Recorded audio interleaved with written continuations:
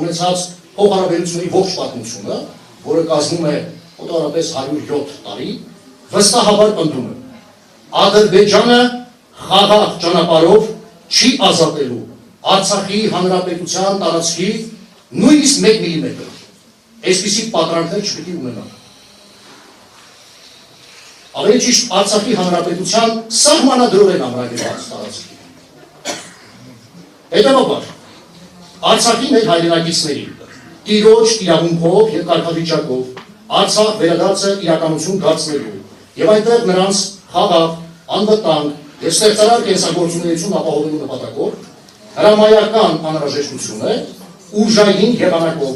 օկուպանտ և ցեղասպան Ադրբեջանին դուրս քշելու Արցախի հանրապետության տարածքից։ Շնորհակալ եմ ուշադրության համար։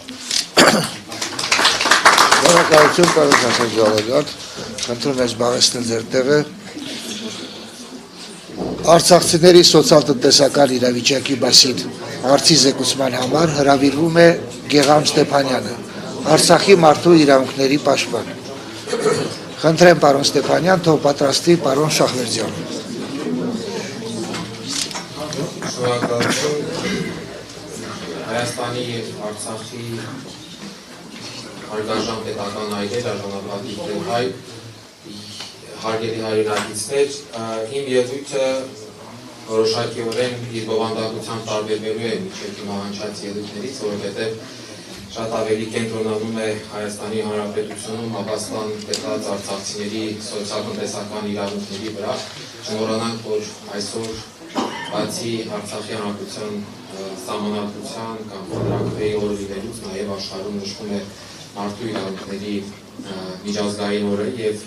ըստ էության այսօր Հայաստանում հաստատականի կամ տեղահանվածի կարգավիճակ ունեցող արցախցիները հենց այդ միջազգային իրավունքով և միջազգային կոնվենցիաներով օժտված են մի շարք իրավունքներով և դրանց վերաբերյալ դրանց շուրջ կկառուցեն իմ այսօրվա զեկույցը։ Մինչ դա կուզենայի նաև նշել, որ ամեն դեպքում այս թեման մեկուսացված չէ վերադարձի թեմայից, որովհետև բոլորս քաջ հասկանում ենք, որ առանց արցախցիների հավաքականության պահպանման Հայաստանի Հանրապետությունում վերադարձի մասին խոսակցությունները ժամանակի ընթացքում արելու են, որովհետև պետք է լինեն սուբյեկտը, լինեն մարդիկ, ովքեր որ